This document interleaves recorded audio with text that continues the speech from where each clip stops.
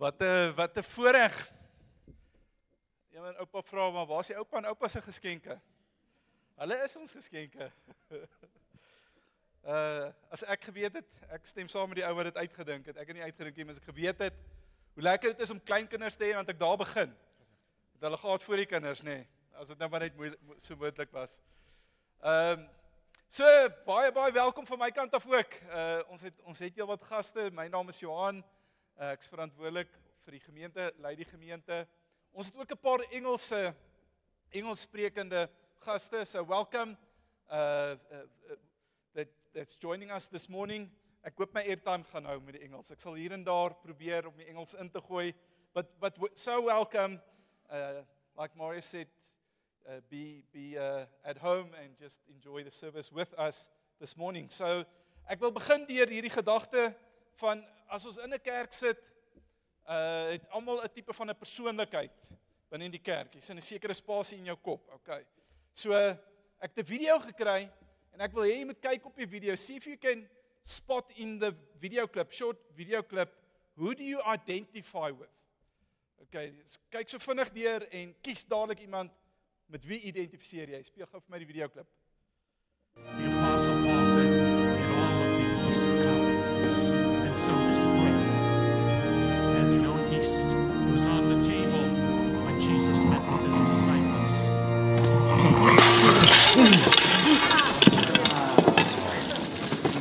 3 pieces of matzah, bread of affliction. So ek hoop jy identifiseer met die slaper nie, dat jy die ouens wat uit die slaap geraak nie, okay? As jy weet as jou man of jou vrou, gee sommer nou so net so 'n sypomp en sê, okay, bly vandag wakker, ten minste vandag, hulle gaan jou uitvang.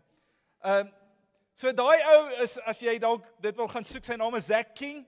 Zach King, he does a lot of optical illusions. Hy is briljant in dit, gaan kyk dit bietjie uit. Maar ons oë te manier om ons partymal te flous, nê?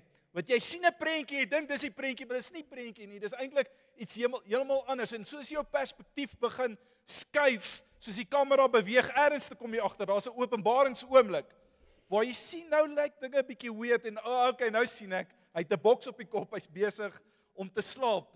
Daar's hierdie revelation moment. En ek wou toe ek kyk na die video, dink ek so 'n bietjie aan revelation moments, die openbaringsoomblikke. Wat is die grootste openbaringsoomblik wat jy al voel jy in jou lewe gehad het, wat van die Here afkom? What's that moment of revelation that you remember you had from God? So, party van julle sit hier en sê, nee, dis nie ek nie, ek's nie daai ou nie, dis vir ander mense bedoel. Jy weet, want jou gedagte van openbaring is die boek Openbaring. Dat jy 'n draak moet sien met 10 koppe, of die hemel skuif oop, of daar's 'n engel wat aan jou verskyn in hierdie boodskap aan jou oor. Dis Openbaring. Nou daar is seker 'n plek vir dit iewerste en goed soos 'n droom waar jy droom oor sekere goeters, profetiese droom of 'n ding.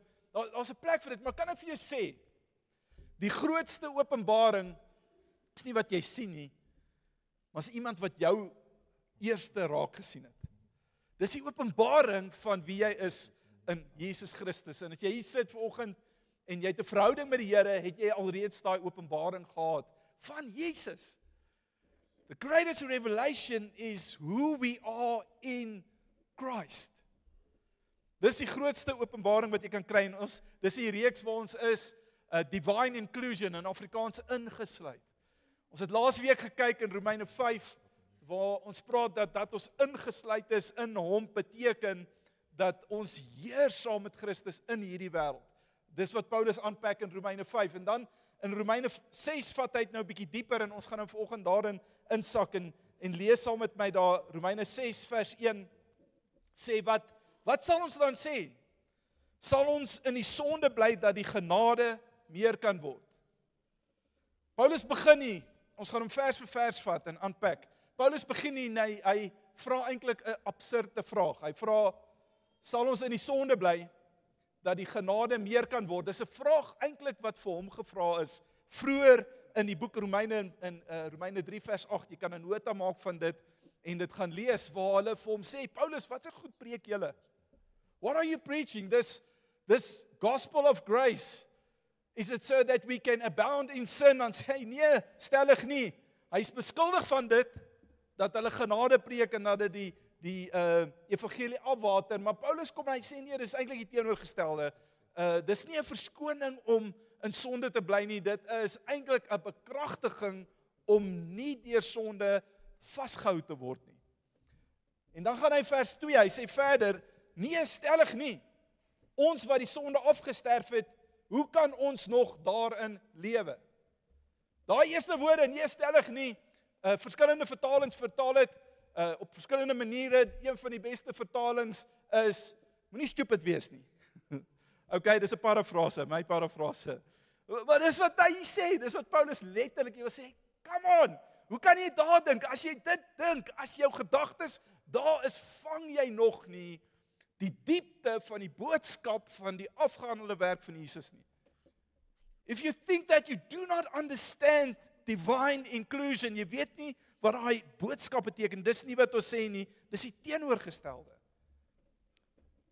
En dan gaan hy, vers 3 en 4, en dan raak hy lekker prakties daar. Lees saam met my. Of weet julle nie dat ons almal wat in Christus Jesus gedoop is, in sy dood gedoop is nie? Ons is dus nie saam met hom begrawe deur die doop, of ons is dus saam met hom begrawe deur die doop in die dood, sodat net soos Christus uit die dood opgewek is deur die heiligheid van die Vader, ons ook so in 'n nuwe lewe kan wandel. Die belangrikste woorde, die twee belangrikste woorde in daai gedeelte is in Christus. In Christus. En die betekenis van wat dit vir ons beteken, hy sê ons is gedoop in Christus, ons is ingesluit eerstens in sy dood. Nou net gou 'n disclaimer vinnig. Ek weet jy het hierdie al baie gehoor. As jy in 'n doopgesprek het gesit het iewers, het jy hierdie al 'n verduideliking hiervan gehoor. As jy Romeine al gelees het, het jy dit al gelees en hier's die gevaar. Hierdie kan net nog teologiese terme word vir jou goed wat jy al gehoor het. Ja, ek het al daar iewers gehoor. Maar vat 'n oomblik, take a moment and just let it sink in what it means that we are in Christ and we are included in his death. Jy's ingesluit in sy dood. Dink net vir 'n oomblik die gewig van daai stelling, daar waar hy gehang het aan 'n kruis, neergeles in 'n graf, en die Bybel sê jy's ingetrek en God sien jou in dit ingesluit. Wat beteken dit? Beteken jy's dood vir die sonde, dis wat Paulus hier skryf. We are dead for sin. En die Here, as hy na jou kyk, sien hy nie meer daai mens nie, daai mens is dood vir hom. Die ou mens, die ou jy, is dood vir hom. Ons is ingesluit in sy dood. Toe ek hieroor dink, is dit soos, jy weet, COVID, julle onthou COVID 2020. Ek weet, is lank terug, maar dit was moeilike tyd. Virus wat uitgebreek het. Daai virus kan skade bring aan jou liggaam, solank as wat daai liggaam leef. As hy doodgaan, kan die virus het nie meer 'n effek op hom nie. En dis wat hierdie in 'n ware beteken, is die sonde is soos 'n virus wat wil vernietiging bring, maar omdat ons ingesluit is in die dood van Jesus Christus, beteken dit die krag wat die sonde oor jou gehad het, is weg. Hy kan nie meer effek hê op jou nie. Paulus skryf op 'n ander plek oor dit. Hy sê dood, waar is jou angel? Death, where is your sting? Want die angel van die dood is die sonde. En hy het dit verloor. En dis wat hierdie vir ons kom sê en wat beteken, maar ons is ook ingesluit in die opstanding. En ek wil weer vra, laat die woorde by jou insink, sien daai moment van die opstanding. Ons het dit tyd terug gevier op opstanding Sondag, nê? Nee. So sit jouself nie daar, imagine jy was daai Romeinse soldate buite kan die graf. Nee, weet jy, dis vir my amuserend, dis vir my, ek kan nie dink hoe daai ouens, hulle het nog, ek weet nie wat hulle gedoen nie, om tyd te verdryf, hulle daar buite gestaan, mekaar gesels, oor die braai wat hulle later gehê, of wat ook al, wat ook al die Romeine gedoen het daai tyd. En skielik is daar 'n beweging hier agter hulle. Ons spot oor dit in die eerste diens is, weet jy of jy al ooit in 'n kerk geloop het in die middel van die nag, die 12 uur die nag, as dit donker is altyd so 'n eerie feeling. Okay, dis net in ons koppe, ek is oortuig daarvan, maar daar's altyd hierdie, kan nou imagine jy staan buitekant 'n graf. En jy weet, hier's 'n dooie man hier binne in die graf en hier's beweging. En hier stap Jesus uit. Dis geen wonder hulle het weggehardloop nie, okay? Hulle het hulle mors dood geskrik. Maar nou verskyn Jesus aan sy disippels. En hy beweeg deur die mure, hy eet nog vis saam met hulle. So is dieselfde Jesus, maar dis anders. Dis sy verheerlikte liggaam. En ons is ingesluit in sy opstanding. Dis 'n nuwe lewe waaroor die Bybel praat. Dis anders. Daar's iets van die anders in die Jesus wat opgestaan is, wat ons intrek in dit, en jou geestelike lewe, en wie hy is, intrek in dit, en jou lewe is anders. Dis anders, dis wat hy vir ons kom sê, en die Here het geweet, ons gesukkel met hierdie konsepte, en hy gee iets spesifiek, wat fisies is, om ons te help om hierdie koneksies te maak, om dit vir ons tasbaar en tangible te maak, en dis die doop. Dis die doop, hy skryf hier oor die doop, ek gaan vir jou weer net lees, vers 3, sê hy, of weet julle nie dat ons almal wat in Christus gedoop is, in sy dood gedoop is nie. Hy gee die doop as hierdie oomblik, dis hierdie verklaringsoomblik van jou begrafnis en jou geboorte op dieselfde tyd, op dieselfde heilige oomblik. Jy is begrawe, maar terselfdertyd is daar 'n aankondiging van 'n geboorte, is die wedergeboorte waarvan hy praat. Die begrafnis natuurlik is soos wat jy onder die doopwater ingaan, dis wat hy beskryf, soos wat jy in die doopwater onder ingaan en eintlik as dit ware begrawe word, is dit die ou mens wat afgelê word. Dis 'n vereenselwiging, dis 'n koneksie waaroor Paulus daar skryf. Die ou mens wat neergelê word en vir God bestaan daai persoon nie meer nie. Die identiteit wat ons in Adam gevind het, word neergelê daar en jy staan op met 'n nuwe identiteit. Dis die opstanding, die geboorte oomblik as jy uit daai water uit opkom, is 'n nuwe mens, nuwe identiteit, nuwe toekoms. 'n Absolute nuutheid wat in daai oomblik deurbreek en die doop is hierdie tasbare manier waar ons dit beleef dat ons identifiseer met Jesus in die doop in die doop oomblik dan. Nou is nie die water self wat die transformasie bring nie, ons weet dit. Dis nie iets wat spesiaal of magies gebeur in die water nie, dis Jesus Christus wat ons kom transformeer het, maar daar's iets wat gebeur in daai oomblik soos Vader, toe Jesus gedoop is en Vader maak hierdie uitspraak, hierdie is my geliefde seun. Daar's hierdie oomblik, daar's hierdie uitspraak, 'n publieke uitspraak van die Vader wat sê, hierdie een behoort nou aan my. Hierdie een is nou myne, dis die doop is God se amen op sy werk wat hy klaar binnekant jou gedoen het. En daar's iets kosbaar in dit. Die tweede gedeelte waaroor ek wil praat is in vers 11, jy kan saam met my lees. Hy sê, so moet julle ook reken dat julle wel vir die sonde dood is, maar lewend is vir God in Christus Jesus ons Here. So moet julle dit ook reken. Daai woord reken in die Engels is in die Engels en in die Grieks is logizomai. Dis 'n boekhou term. Dis soos wanneer jou rekenmeester jou finansiële posisie bepaal. Die verwysing hier, die Engels is to reckon, is when your accountant comes and he determines your financial position. Dan tel hy eers jou geld. Daarom nou vandag nie meer fisies nie, maar in jou kop, imagine it, hy tel fisies jou geld af. En hy stel 'n balansstaat op en sê, hierdie is jou finansiële posisie. Nou daai oomblik wat hy die geld tel, maak dit jou geld meer of minder? Dit doen nie, nee. Is al wat dit doen is, dis 'n openbaring van wat die waarheid is van jou finansiële posisie.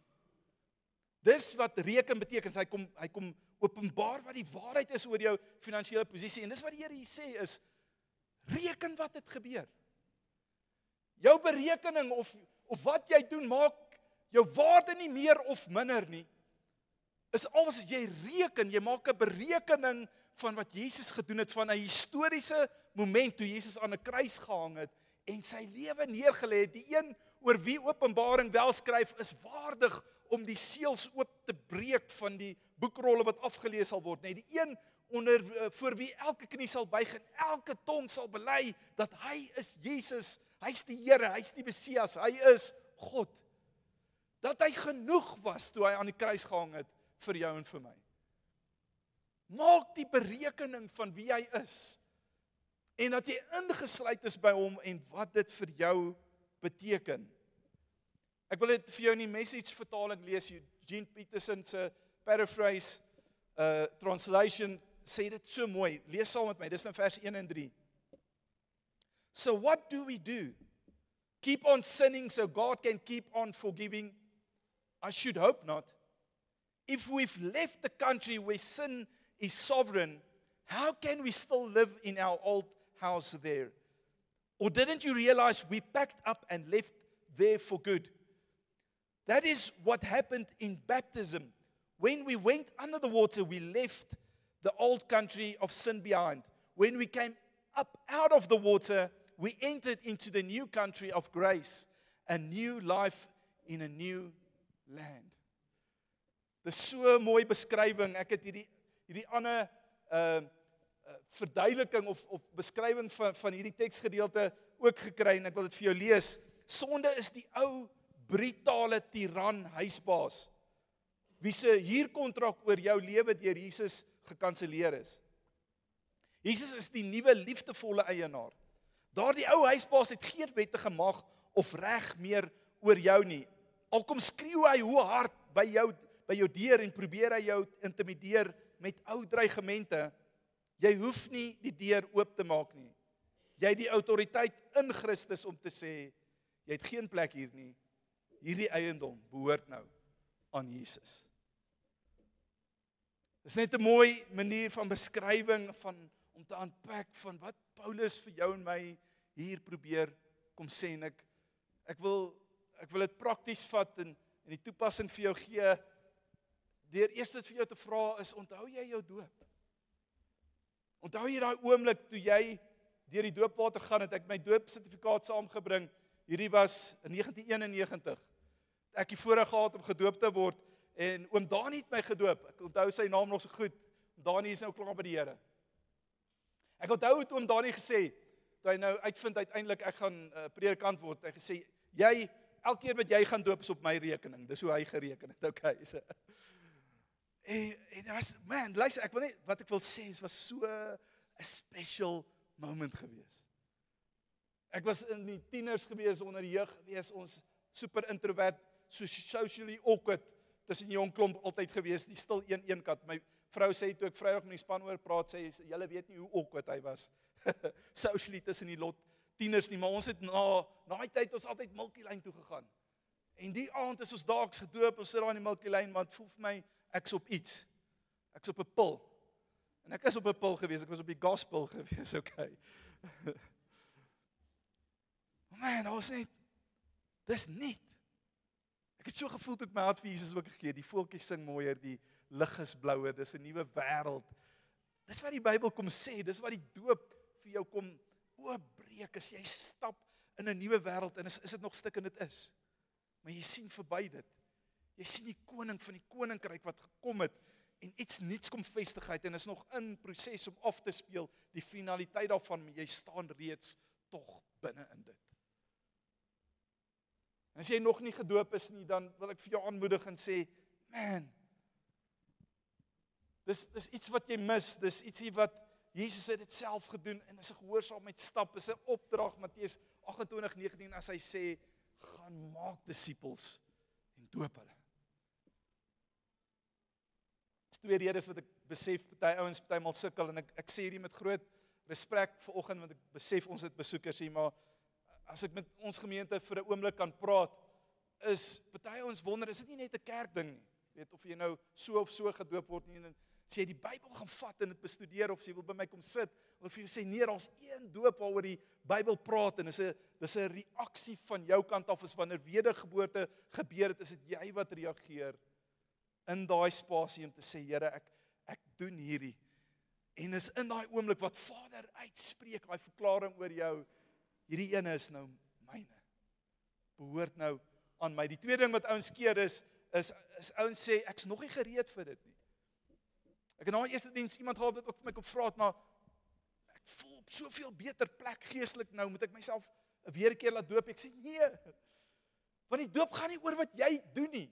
Die doop verwys na wat Jesus klaar gedoen het aan die kruis. Dis nie jy wat 'n sekere mylpaal moet haal voordat jy kwalifiseer om gedoop te word nie. As jy jou hart vir Jesus gegee het, doop jou om te getuig en te celebrate wat Jesus aan 'n kruis vir jou gedoen het. Dis genade. En dis die genade boodskap. En ek wil jou aanmoedig om daai pad te stap. Daar's regtig 'n belewenis. Ek kan vir jou dit sê, ek het baie ouens al gedoop in my journey, in die tyd in bediening, baie ouens gedoop, baie goed gesien al. Gesien hoe ouens huil, snot en trane huil, daar in die doopwater as gevolg van net die belewenis van die Here se nabyheid en teenwoordigheid, die salwing wat op hulle is. Ek het al ouens gesien wat net in daai oomblik sal uitkom, sy hande in die lug, hulle begin sommer te sing en die Here te loof, of hulle nou kan note hou of nie. So, ek het al ouens gesien wat gevul is met die Heilige Gees in die doopwater. Ek het al incredible goed beleef. Die een ding wat ek nog nooit gesien het nie, is spyt.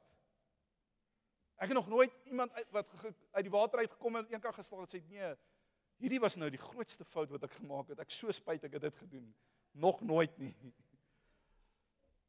Ek wil jou vra, as ek jy ten minste kan challenge, gaan terug na die woord, gaan kyk weer na wat die woord sê rondom die doop en gemaak die gesprek oop. En kom ons klim in die woord. En die tweede ding wat ek wil vra vanoggend is, maak jy nog die berekening? Onthou jy om die berekening te maak, net om, wat beteken dit vir jou om in Christus te wees? Maak jy nog daai berekening? Of leef jy in 'n stuk illusie soos in daai video in die begin, dat jy sien hierdie prentjie en jy dink dis die werklike prentjie, dit is hoe dit vir jou lyk. Dis my wêreld, dis wie ek is nie goed genoeg nie. Ek moet maar kerk toe kom sodat die pastoor vir my kan bid, of daai ou vir my kan bid, want ek kan sien hy lyk soos 'n geestelike reus. Maar Here, ek weet nie eers of U my gebede beantwoord nie, ek weet nie eers of ek regtig goed genoeg is nie. Jy diskwalifiseer jouself, jy maak asof alles afhang van jou performance. En as jy dit toelaat dat die Here jou perspektief kan skuif, soos wat daai kamera kan skuif, en jy begin, jy sien die werklike prentjie raak, wat die vyand vir jou kom bly wegsteek het, is as jy nie goed genoeg is nie, as jy nie genoeg doen nie, dan gaan die Here na jou kyk en teleurgesteld wees oor jou en wie jy is. En as daar die oomblik van openbaring en die besef van, maar Jesus en die werk wat hy kom doen, het is regtig genoeg. En hy het my kom toemaak met sy lewe. Ek is opgeneem in sy lewe, en as Vader kyk, kan sien hy die absolute onskuldige, bloedgewaste kind van God wat hier voor hom staan, onskuldig, want hy is onskuldig verklaar deur Jesus. En hy gee vir jou daardie autoriteit, daar's 'n nuwe stuk waarheid oor jou lewe wat deurbreek in daai oomblik. En jy besef, ek vra vir jou, doen jy nog die berekening? Reken jy jouself nog dood vir die sonde en lewend vir die koning en sy koninkryk? Miskien die derde vraag wat ek wil vra is, wel, is jy ingesluit? As jy ja gesê het vir Jesus, dan is jy ingesluit. Jy hoef nie te wonder nie.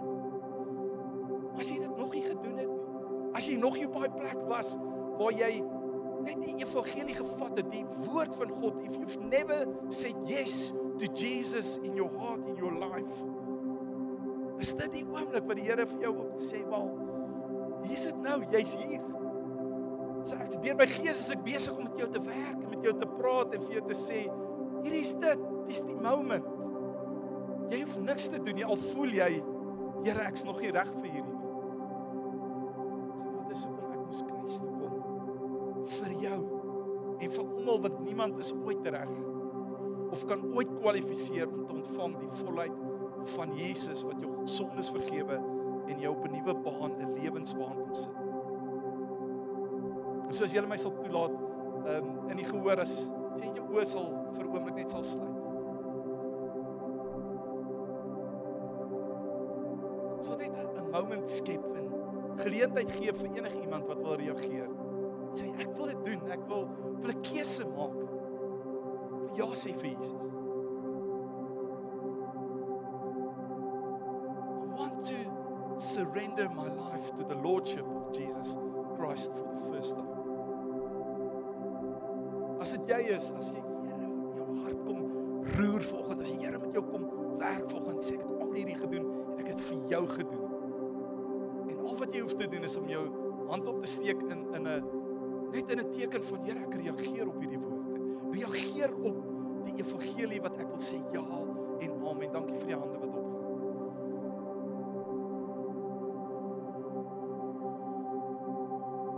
In hierdie oomblik, as you are just surrendering to Christ, bid net saam met my, sê Here, dankie.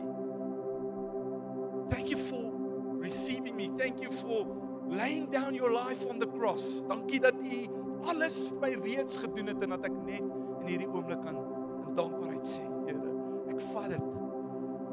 Ek vat die genade, ek vat wat U vir my gee met alles wat ek het. Ek vat dit. En die Heilige Gees kom verklaar in hierdie oomblik oor jou, jy is kind van God. Die woord sê dis God se Gees wat saam met my gees getuig dat ons kinders van die Here is. Kan jy dit beleef? Kan jy dit beleef, die vrede in hierdie oomblik? Laat toe dat die vrede wat die verstand jou bowe gaan, dat dit jou hart gryp. Laat toe dat jy bewus raak van Jesus wat jou status kom verander, jou identiteit kom verander, jou sonde wegvat, wat jou skoon verklaar, onskuldig verklaar, ingesluit in hom en vat hierdie oomblik en sê net vir hom dankie. Ek wil bid ook vir die res van ons, vir ouens wat stoei in hierdie lewe met seer, wat stoei in hierdie lewe met onsekerheid, wat stoei met wie hulle is in Christus, wat sê, Here, as hierdie goed waar is, hoekom sukkel ek nog? Hoekom is daar nog hierdie aanval op my lewe? Hoekom gebeur hierdie goed nog? En ek wil bid, Here, kom help ons om die berekening te maak. Kom skuif ons perspektief op ons 'n stuk openbaring ontvang van wow, wat Jesus gedoen het aan die kruis. Is nie net waarheid nie, dis ewigheidsopenbaarde oomblikke van lewensverandering wat alles kom verander. En Jesus persoonlik my pad, my lewe kom verander het en nog steeds vandag verander. Ek koop net in by die waarheid weer vanoggend, Here, dat ek's ingesluit. Ek's ingesluit by U, ek's ingesluit by U oorwinning, ek's ingesluit by die waarheid van die evangelie van Jesus Christus.